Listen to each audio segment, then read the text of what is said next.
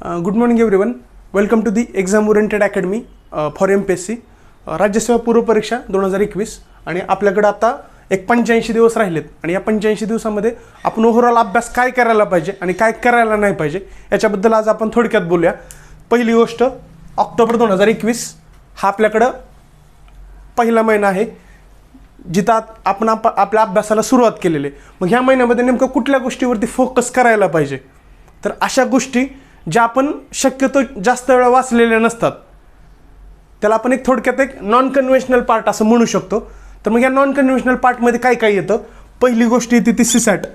तर आपण आपल्या पुढच्या या एक महिन्यामध्ये मॉर्निंग सेशनमध्येच सीसॅटचा अभ्यास करायला पाहिजे. तो का करायला पाहिजे, कसा करायला पाहिजे हे पुढच्या लेक्चर सिरीजमध्ये तुम्हाला मी बोलेल. पण सध्याच्या घडीला एक प्लॅन म्हणून तुम्ही ही गोष्ट तुमच्या डोक्यात असू द्या की सीसॅट सकाळी 2 तास हे आयोगाचे झालेले पेपर्स टाईम लावून सोडवायचे, त्याच्यानंतर त्या पेपरचं स्वतः ॲनालिसिस करायचं आणि हे मॉर्निंग सेशनलाच का करायचं याच्याबद्दल मी बोलेल.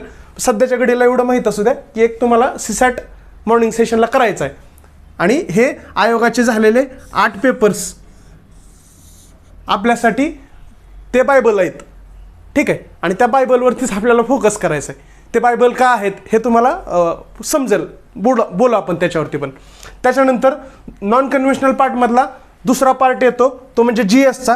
आणि GSमध्ये ह्या 2 गोष्टी अशा आहेत की ज्या आपण फ्रिक्वेंटली वाचत नाहीत. त्यात पहिली गोष्ट येते ती एन्शियंट मिडिवल आणि दुसरी गोष्ट येते ती सायन्स. तर एक सकाळी आपला एक मॉर्निंग सेशन जर आपण सीसॅटला डेडिकेट करत असेल, त्याच्यानंतर एक तासाचा ब्रेक आणि त्यानंतर एक 2 ते 8 किंवा 2:30 ते 8 वाजेपर्यंत एन्शियंट मिडिवल, ठीक आहे. तुम्ही एन्शियंट अभ्यासाला सुरुवात केली, एन्शियंट संपवा, एन्शियंट झालं की मिडिवल संपवा, मिडिवल संपलं की सायन्स संपवा, ठीक आहे. त्याच्यानंतर असं ओव्हरऑल ह्या दुपारच्या सेशनमध्ये हा पार्ट या महिन्यामध्ये कव्हर करण्यावरती फोकस असू द्या. त्याच्यानंतर पुढचा पार्ट येतो करंटचा. हा पण नॉन कन्व्हेन्शनलच म्हणू शकतो कारण हा पण फ्रिक्वेंटली वाचत नाही, हा चेंज होत असतो. मग आपण करंटसाठी रात्रीचे दररोज 2 तास, 1.5 ते 2 तास याच्यावरती स्पेंड करायला काय हरकत नाही.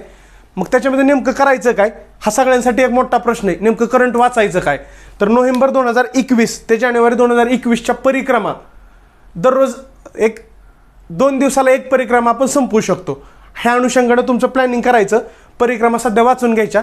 त्याच्यानंतर एक डिसेंबरच्या पहिल्या किंवा दुसऱ्या वीकमध्ये कोणतंही एखादं इयरबुक तुम्ही वाचणं अपेक्षित आहे. त्यातल्या त्यात अभिनव इयरबुक छोटंसं असतं आणि रिवाईज करायला गोष्टी थोड्याशा इझी जातात, म्हणून तुम्ही अभिनव इयरबुक घेऊ शकता. बाकी तुमची इच्छा, जे तुम्हाला घ्यायचं आहे ते घ्या. पण अभिनव त्यातल्या त्यात थोडंसं शॉर्ट बट स्वीट असतं.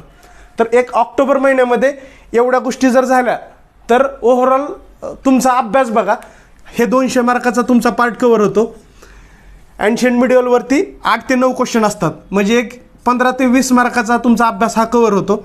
इथं 20 ते 22 क्वेश्चन असतात, म्हणजे इथं तुमचा 40 ते 50 मार्काचा अभ्यास कवर होतो. आणि करंटवरती 15 क्वेश्चन असतात, म्हणजे इथं परत तुमचा 30 मार्काचा अभ्यास कवर होतो. म्हणजे ओव्हरऑल या महिन्यामध्ये जर तुम्ही कॅल्क्युलेट केलं तर तुम्हाला जाणवेल की 300 मार्काचा अभ्यास तुम्ही ह्या महिन्यामध्ये कवर करताय, ठीक आहे.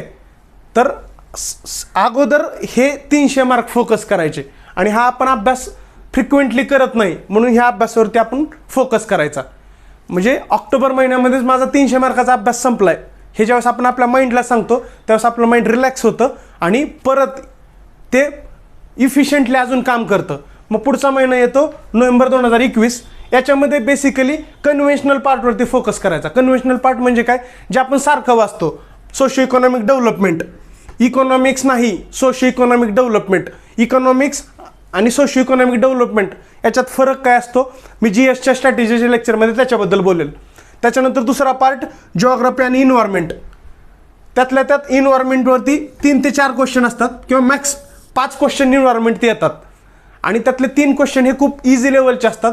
1 ते 2 क्वेश्चनसाठी मार्केटमधलं एखादं 400 पानाचं पुस्तक वाचणं, थोडंसं तुम्ही इनपुट आउटपुट रेशो बघून अभ्यास करणं अपेक्षित आहे, ठीक आहे. त्याच्यानंतर पॉलिटी.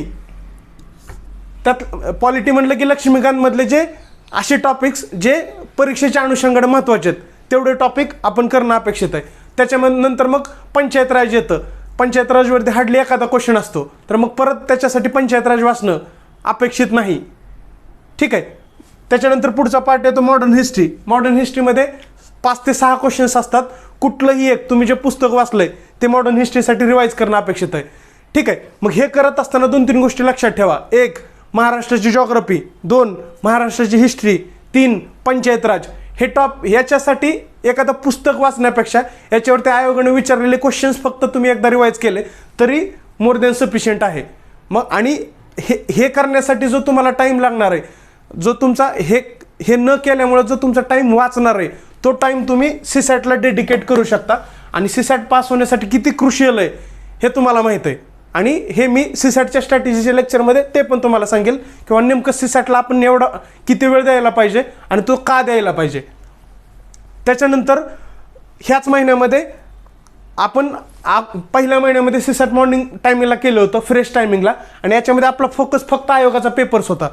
दुसऱ्या महिन्यामध्ये आपण सीसॅटसाठी मार्केटचे पेपर सोडवायचे. मग मार्केटचे पेपर कोणते सोडवायचे? असे पेपर सोडवायचे ज्याचं एक्सप्लेनेशन अवेलेबल आहे. म्हणजे आपल्याला समजतं की यार मी चुकलोय तर नेमकं कुठं चुकलोय आणि का चुकलोय.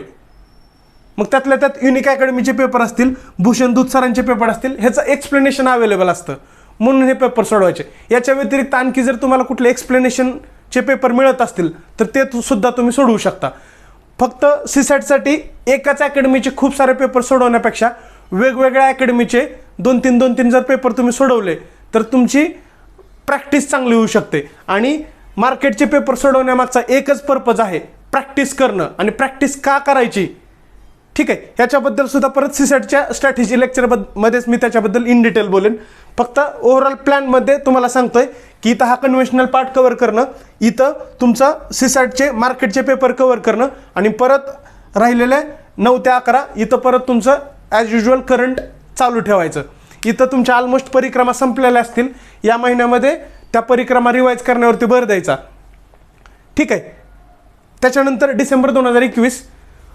ठीक आहे. ओव्हरऑल आपला अभ्यास ह्या 2 महिन्यामध्ये संपून जातो.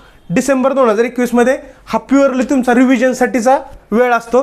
त्यातल्या त्यात जर एखादा पार्ट तुमचा स्किप झाला असेल तर तो ह्या महिन्यामध्ये परत एकदा स्पीडमध्ये वाचून घ्यायचा आणि राहिलेले एंडिंगचे 20 ते 25 दिवस GSचं रिव्हिजन करायचं. मग GSचं रिव्हिजन म्हणजे काय करायचं? पॉईंट नंबर 1 ते पॉईंट नंबर 7 करंटपासून सायन्सपर्यंत एक विषय घ्यायचा. तो मॉर्निंग सेशनला 1-2-3 दिवसात मॉर्निंग सेशनमध्ये तो रिवाईज करून टाकायचा. आणि दररोज सीसॅटची ॲज युजल प्रॅक्टिस चालू ठेवायची. त्यातल्या त्यात ह्या महिन्यामध्ये फक्त आयोगाचे 2020 ते 2017चे पेपर्स हेच तुमचं टार्गेट असावं. ठीक आहे. हेच का असावं? कारण आयोगाचा जो अप्रोच आहे तो अप्रोच आपला बिल्ड होतो आणि बाय डिफॉल्ट आपण पेपरच्या वेळी आयोगाचा अप्रोच घेऊन जातो.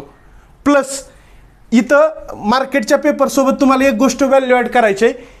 इथं तुम्हाला परत एकदा 2020 ते 2017 किंवा वेळ मिळाल्यास 2013पर्यंतचे आयोगाचे पेपर, आठवड्यातून हे टोटल 8 पेपर आहेत. आठवड्यातून 2 पेपर आयोगाचे सोडवायला काय हरकत नाही.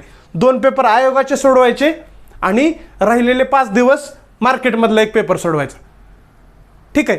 तर ओव्हरऑल तुमचा पुढच्या 85 दिवसात एक ओव्हरऑल काय प्लॅन असावा आणि तुमच्या सोयीनं तुम्ही याच्यामध्ये मायनर चेंजेस करू शकता, मेजर चेंजेस करू नका. कारण सीसॅटला वेटेज न देणं हे खूप जास्त घातक ठरू शकतं. आणि ओव्हरऑल मग GSसाठी नेमकं काय करायला पाहिजे, सीसॅटसाठी काय करायला पाहिजे हे आपण नेक्स्ट लेक्चर सिरीजमध्ये बोलूया. धन्यवाद.